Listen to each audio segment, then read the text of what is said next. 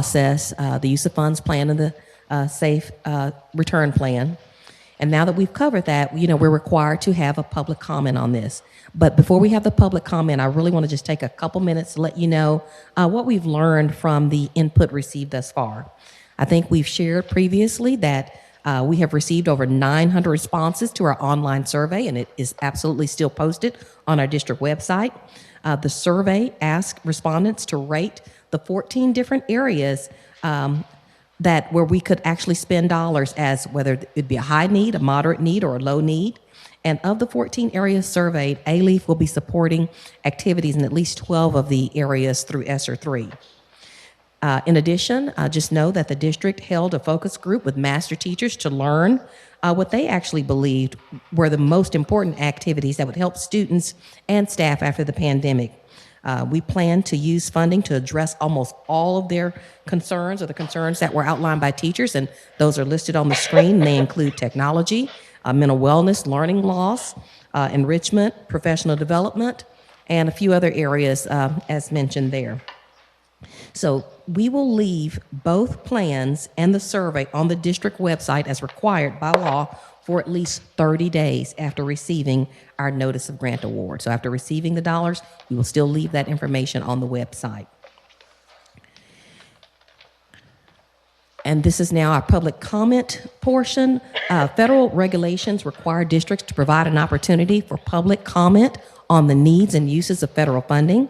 So President Williams, at this time, I would like to allow a minute or so for any public comment on our use of funds and Safe School Plan. Thank you, Ms. Montgomery. I'm going to go ahead and ask if there are any public comments to be made. Okay, we will accept the comment from our community member, Mr. Barone. Greetings again. Thank you once again. Damon, Barone, ALEAF ISD parent and taxpayer. My question is, how were parents and community members advised of the ESSER funds and the information? Specifically, I noticed on the bond committee, they talked about, you called us, letters were sent out to us, they had online surveys, you talked about the 4 languages that the survey came in, and I even received robocalls. But yet, something as important as this ESSER funding for the millions of dollars, let's go back to a comment that Trustee Bro said, that not painting the students with the same broad brush. I feel like the parents and the community members are being painted with the same broad brush. So if they're only allowed to go to a website to be notified of this information, I don't think that that's equitable, and I feel like the same effort that you put into notifying us about the bond election should go into the ESSER funds if that wasn't the case. Thank you. Thank you so much. And just for the record, the survey, it is still open. And so certainly we do encourage our parents and our families and our community members to actually go and fill the survey out. So it was pushed out in social media. I don't have the specifics of all the channels and the ways in which it was communicated, but definitely we want parent participation. We want our community to participate. So if indeed you have not had an opportunity to fill out the survey, you're more than welcome to. Mm-hmm.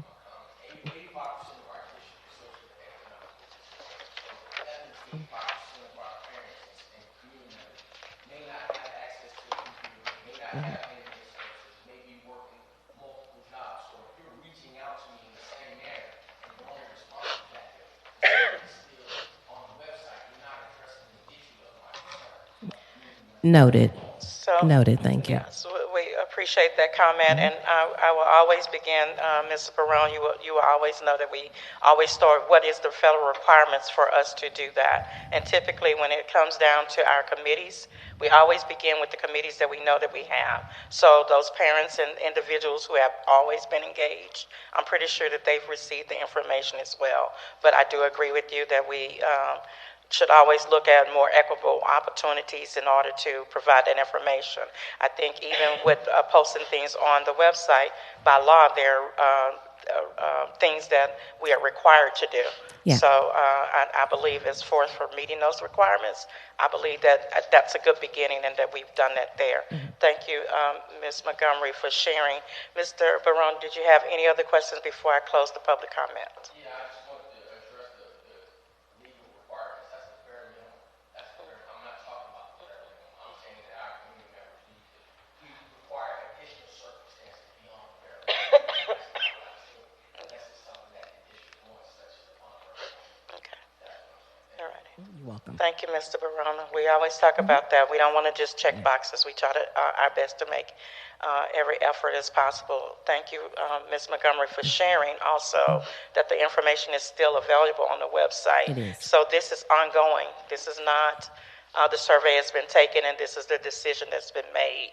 You know, it is ongoing, whatever the federal government has stated, the actions and activities that we must take.